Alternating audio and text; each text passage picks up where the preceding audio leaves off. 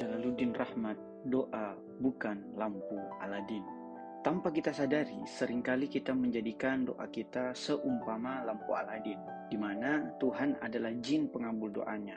Na'udzubillah. Acap kali kita menganggap Tuhan sebagai bawahan kita, sehingga kita seenaknya meminta apa saja dalam doa dengan kalimat perintah dan beragam pinta yang spesifik demi kepentingan diri dan keluarga kita sendiri. Demi terkabulnya doa, terdapat beberapa adab-adab berdoa yang perlu dilakukan oleh para pemohon. Seperti yang dijelaskan pada resensi sebelumnya yang mengupas buku berjudul Fadilah Zikir dan Doa, kami sertakan 17 adab berdoa, mulai dari hakikat berdoa hingga aspek lahiriah seorang pendoa. Singkatnya, doa adalah permohonan seorang hamba yang serba terbatas kepada Tuhan yang maha tak terbatas.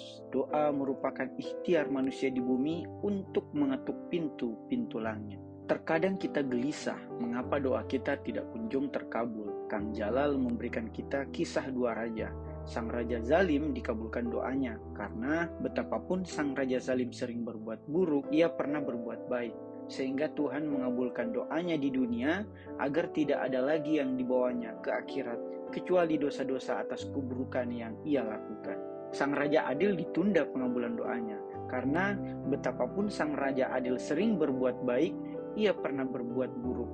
Sehingga Tuhan menunda pengabulan doanya di dunia agar tidak ada lagi yang dibawanya ke akhirat kecuali pahala atas kebaikan yang ia lakukan. Semoga ditundanya pengabulan doa-doa kita adalah penyucian dosa-dosa kita. Semoga ditundanya pengabulan doa-doa kita adalah pencucian dosa-dosa kita agar tidak ada lagi yang kita bawa ke akhirat kecuali pahala dan kesabaran kita. Apalagi dalam hadis qudsi Allah Subhanahu wa taala berfirman, "Aku kabulkan doa para pendosa karena aku risih mendengar doanya. Aku tahan doa para pecintaku karena aku senang mendengar rintihan doa-doa para pecintaku." Semoga rintihan doa-doa kita adalah hal yang disenangi Tuhan. Dengan begitu, kita jadi lebih ikhlas berdoa. Dikabulkan, alhamdulillah.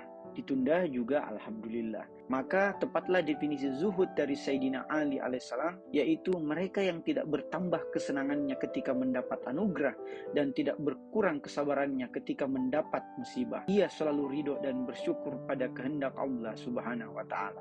Dari kisah di atas dapat kita kelompokkan makam para pendoa. Pertama, ia yang mendahulukan kehendak dirinya di atas kehendak Tuhan. Inilah golongan yang menganggap doa sebagai lampu Aladin. Menyuruh Tuhan dengan kalimat perintah, na'udzubillah. Kedua, ia yang kadang mendahulukan kehendak dirinya, kadang pula mendahulukan kehendak Tuhan. Inilah golongan yang keimanannya naik turun. Kebanyakan manusia termasuk penulis sendiri merupakan dua golongan ini. Semoga kita dapat menaikkan golongan kita. Adapun golongan ketiga adalah mereka yang mendahulukan kehendak Tuhan di atas kehendak dirinya. Dan golongan yang paling mulia adalah mereka yang meleburkan kehendak dirinya ke dalam kehendak Tuhan.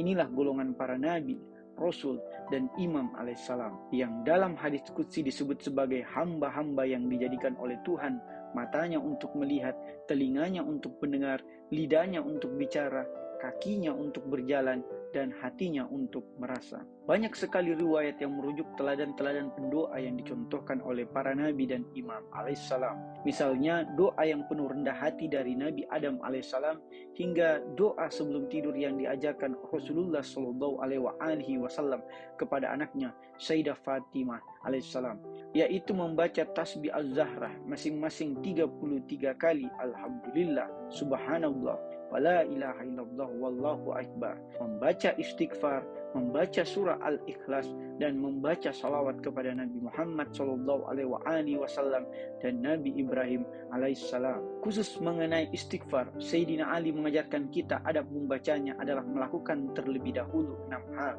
1. Menyesali seluruh dosa-dosa yang kita lakukan. 2. Bersungguh-sungguh untuk tidak mengulangi dosa yang sama. 3. Memberikan hak-hak orang lain yang telah kita ambil. 4. Melunasi semua kewajiban yang telah kita tinggalkan. 5. Melaparkan diri agar daging dan darah yang haram berganti kepada daging dan darah yang halal. Serta 6. Bersabar dan mencari rezeki yang halal. Setelah keenam adab tersebut telah terpenuhi, barulah istighfar kita afdal dan layak diterima. Salah satu waktu doa yang paling mustajab adalah ketika berada pada bulan mulia, bulan Ramadan. Pada waktu itulah segala keberkahan terhimpun. Adapun anjuran doa dari Rasulullah SAW dan keluarganya yang suci teramat banyak. Di antaranya ialah doa untuk memohon kehidupan yang baik, doa memohon perlindungan dan keluasan rezeki, doa memohon kesejahteraan dan keselamatan, doa berlindung dari kezaliman, doa orang yang dizalimi, doa orang yang dilanggar haknya, serta doa pagi dan sore untuk perlindungan dan rezeki. Akhirul kalam, semoga kita memahami status kita sebagai pemohon agar dapat berlaku beradab ketika berdoa, yaitu memerhatikan dan khusyuk terhadap adab-adab berdoa. Karena doa adalah panggilan makhluk kepada Allah Subhanahu wa taala. Seperti dalam salah satu hadis Rasulullah SAW, ada suatu kedudukan atau manzilah yang hanya dapat dicapai dengan berdoa. Mari menjadikan doa kita sebagai penggugur dosa-dosa kita, penambah kesabaran kita, rintihan cinta kita kepada Allah Subhanahu wa taala, dan peningkatan derajat ketakwaan kita. Amin Allahumma amin. Semoga berkah. Terima kasih. Wassalamualaikum warahmatullahi wabarakatuh.